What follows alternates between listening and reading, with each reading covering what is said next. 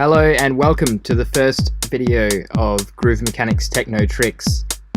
This first technique I'm going to show you is using reverb on a kick to create that really big kind of warehouse kick sound.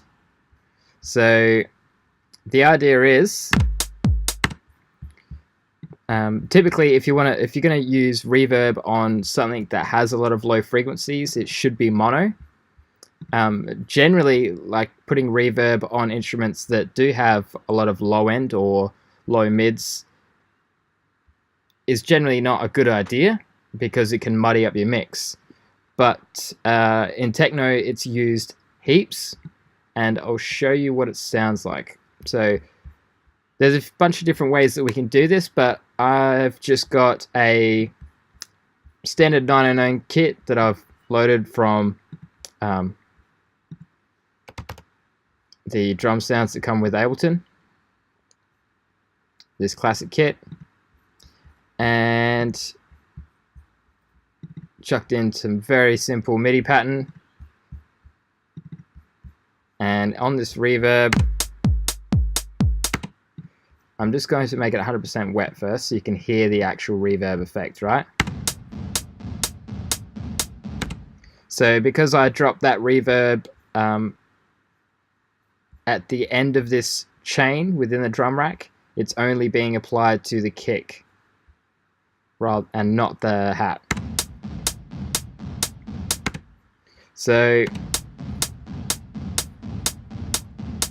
now, first thing, just going to make this mono. Now use the input processing to only listen to the very low end of the kick, because we don't need that kind of high-end flutter. We just want the bass to kind of be pronounced and create a groove using the reverb. So I'll show you that. So just going to drop this down and going to drop this down as well.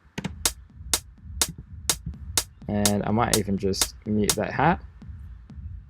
Cool, so we can hear it now. And I'm just going to crank these up. So it's sounding like something that we're after, right? But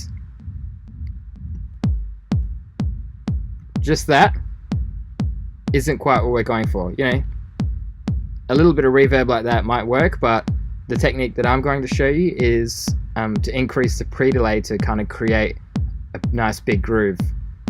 So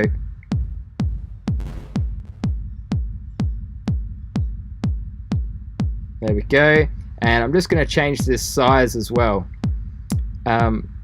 Basically, smaller room sizes are going to have more lower frequencies, and also the size will change what frequencies will resonate more. Typically in a room, you're going to have certain frequencies that, due to the size, are going to feed back more likely than other frequencies. So in changing the room size, we might find that there's a certain frequency that kind of really pronounces the bass in our kick.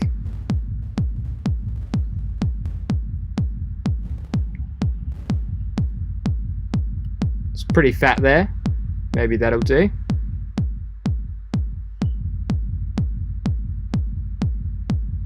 Cool. So that's pretty much it in a nutshell. I'll just turn these off.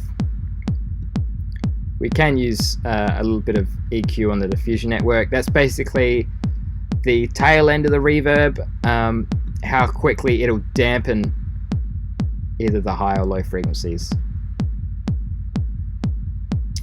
You can adjust the pre-delay to create some different grooves.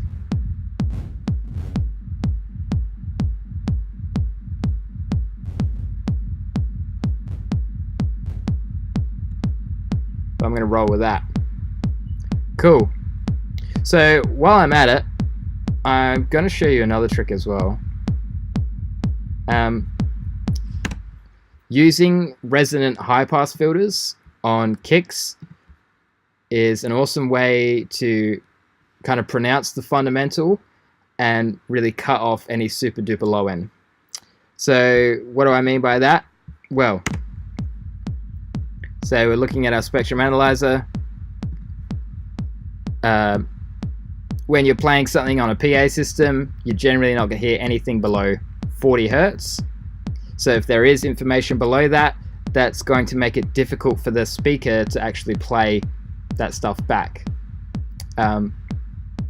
So we can use like a high pass filter to cut that stuff as well as pronounce our fundamental. What's the fundamental? That's the lowest highest peak of the sound that determines the pitch. So this kick is roughly G sharp, around 50 Hertz. So if I chuck on an auto filter, I'm going to put that just inside this chain here, our kick chain.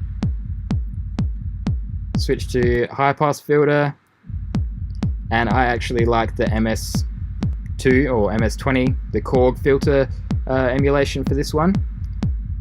I'm just going to crank the resonance a bit and put that at our fundamental of about 50.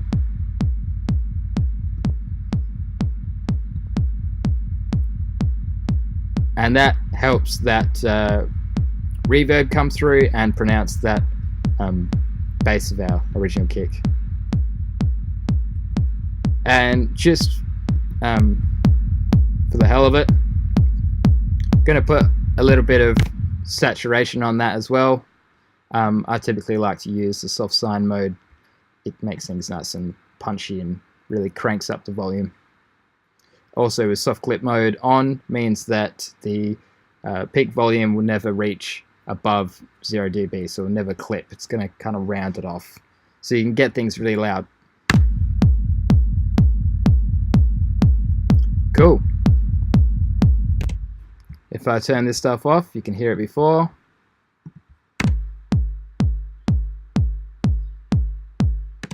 And then with it on,